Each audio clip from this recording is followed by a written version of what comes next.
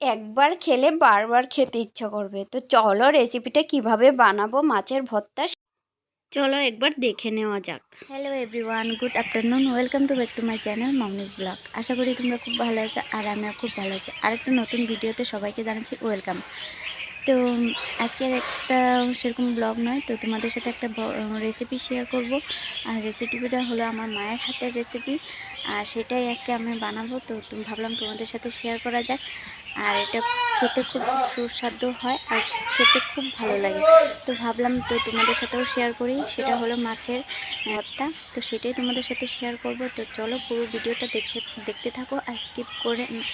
আর বাড়িতে সবাই অবশ্যই ট্রাই করো, অনেক খেতে ভালো লাগে। তো চলো ভিডিওটা দেখতে থাকো, আর কীভাবে বানাই না বানাই সেটা অবশ্যই তোমরা দেখতে থাকো। তো চলো কী লাগবে না লাগবে সবটাই তোমাদেরকে দেখিয়ে দিই।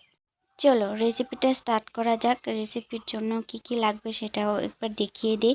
এখানে তো লাগবে অবশ্যই মাছের ভর্তা, যেহেতু মাছ তো লাগবে অবশ্যই।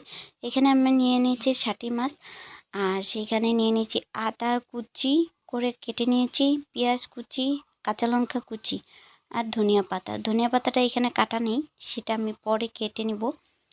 যাই হোক, আমি এখানে নুন হলুদ দিয়ে মেখে নিচ্ছি মাছটাকে। তো মেখে আমি ভেজে নিব। আর এই মাছের ভর্তাটা খেতে অনেক ভালো লাগে, অনেক ভালো লাগে। আর একবার খেলে মানে বারবার খেতে ইচ্ছা করবে। আর এই মাছটা কিন্তু আমি আগে পছন্দ করতাম না। আর আমার মা বানিয়ে ভর্তা বানিয়ে বলতো একবার খেয়ে দেখ, খুব ভালো লাগে, খুব ভালো লাগে। আর আমি খুব পছন্দ করতাম না এই মাছটাকে, এই মাছটাই খেতাম না ওরকম। পরে যেহেতু সময় আস্তে আস্তে যেতে লাগলো, তখন মা যেহেতু দূরে থাকে, মার হাতের রান্না খেতে পারি না, তখন অনেক অনেক মিস করি মার হাতের রান্না।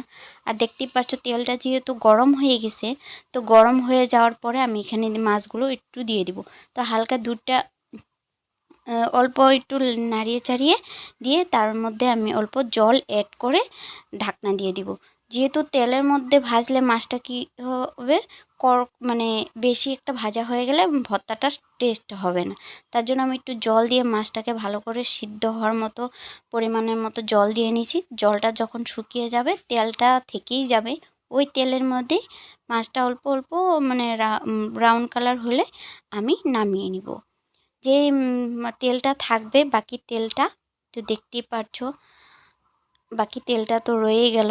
আর সেখানে আমি দিয়ে দিব যত পেঁয়াজ কুচি, আদা কুচি, কাঁচা লঙ্কা কুচি করে কাটা ছিল, সেগুলো আমি একে একে এর মধ্যে দিয়ে দিব। দিয়ে ভালো করে একটু ভেজে নিব। আর মা বানাতো, দেখতাম, মানে এখন তো আর মাকে সামনে পাই না, যেহেতু আমার বাপের বাড়ি অনেকটা দূরে। আর মার হাতের রান্না ইচ্ছা করলেও খেতে পারি না, তখন মার হাতের রান্নাগুলো তখন মনে পড়ে, তখন বানিয়ে খেতে ইচ্ছা করে। তবু একটা যেন যতই মায়ের হাতের রান্নার মতো রান্না করতে চেষ্টা করি না কেন, কেন জানি না মনে হয় মায়ের হাতের রান্নাটাই মায়ের মতোই হয়। আর মার হাতের রান্নাটা যেন অন্যরকম একটা স্বাদ। যাই হোক, আমার এখানে হয়ে গেছে ভাজাভাজি। তো আমি একটু ব্রাউন কালার হতেই আমি নামিয়ে নিয়েছি। আর তার মধ্যে তো আমি একটু নুন আগেই দিয়ে দিয়েছি, ভেজে নেওয়ার সময় নুনটা দিয়ে দিয়েছি। আর এখানে আমি কাটাগুলো, যেহেতু মাছের ভিতরে কাটা আছে, সেগুলো আমি একে একে মানে ভালো করে আমি বেছে বেছে বের করে নিচ্ছি। বের করে এক্সট্রা করে আমি ভালো করে মাখিয়ে নিচ্ছি, যেন না কোনো ইসে না থাকে, দানা দানা ভাগ কিছু একটা না থাকে, সবটাই যেন ফিনিশিংভাবে মাখা হয়। অনেকে অনেক রকম বানিয়ে খায়, আর আমি ভাবলাম আমার মতো আমি তোমাদের সাথে একটু শেয়ার করি। যেহেতু আমি দুটো মাছ নিয়েছি, কেন আমাদের বাড়িতে সেরকম কেউ নেই খাওয়ার মতো, আমি আর বাবাই খাবো। তো এখানে আমি একটু পরিমাণ মতো একটু সর্ষের তেল দিয়ে নিচ্ছি, দিয়ে ভালো করে মাখিয়ে নিচ্ছি। আর এটা আমি যেহেতু পরে ভয়েসটা দিচ্ছি, পাশের বাড়ি একটা মেয়ে আর কি এসেছিলো, মানে শ্বশুর বাড়ি থেকে বাপের বাড়ি আসছে। সে এসে বলতেছে তুমি কি বানাচ্ছ? আমি বললাম যে ষাটি মাছের ভর্তা বানাচ্ছি। তো বলতেছে আমার তো খুব ভালো লাগে খেতে। তা আমি বললাম তাহলে তুমি একটু নিয়ে যাও। তো ও খেয়ে পরে এসে বলছে বৌদি কি দারুণ হয়েছে, আর আমাকে একটু বলে দাও না কিভাবে বানিয়েছি। তো তোমরা অবশ্যই ট্রাই করো বাড়িতে।